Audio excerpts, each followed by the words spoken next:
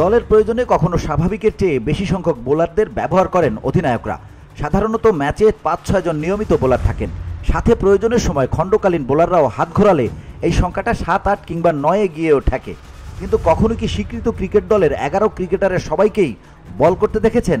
এমন বিচিত্র ঘটনার দেখা মিলেছে ভারতের ঘরোয়া টি-20 টুর্নামেন্ট সৈয়দ মুশতাক আলী ট্রফিতে। টুর্নামেন্টে মণিপুরের বিপক্ষে খেলতে গিয়ে দলের সবাইকে দিয়ে বোলিং করানোর পাশাপাশি বোলিং করেছেন দিল্লির অধিনায়ক আয়ুষ বাদনি। শুক্রবার মুম্বাইয়ের ওয়াংখেড়ে স্টেডিয়ামের এই ঘটনা জায়গা করে নিয়েছে ইতিহাসের পাতায়। টি-20 ক্রিকেটে এর আগে কখনো একাদশের সবাইকে বল করতে দেখা যায়নি।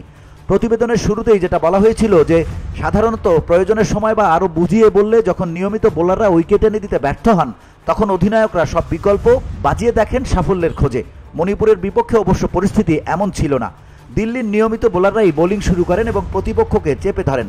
তবে দুর্বল মণিপুরকে আরও চাপে ফেলতেই এমন সিদ্ধান্ত নেন অধিনায়ক বাদনি। ম্যাচে দিল্লির কোনো বোলার 4 ওভার বোলিং করেননি। 3 বোলার বোলিং করেন 3 ওভার করে, 2 ওভার করে 3 জন, বাকি 5 জন করেন 1 ওভার করে।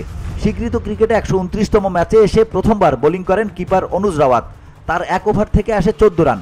টি-20 ক্রিকেটে প্রথমবার বোলিং করেন ইয়াশ ধুল ও IPL এর নিলামে ঝড়তলা ত্রিয়াশ আরিয়া। এছাড়াও 1 ওভার করে বল করেন অভিষিক্ত অখিল চৌধুরী, আর্য রানা, আয়ুষ সিং ও দিগ্বেশ রাঠি।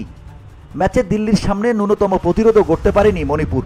দিল্লির বিচিত্র বোলিং পরিকল্পনায় প্রসঙ্গত টি-20তে এর আগে ইনিংসে সর্বোচ্চ 9 জনের বোলিং করার দৃশ্য দেখা গেছে। এখন পর্যন্ত সব মিলিয়ে 32 বার দেখা গেছে 9 বোলারের bowling. VOD Bangla news desk.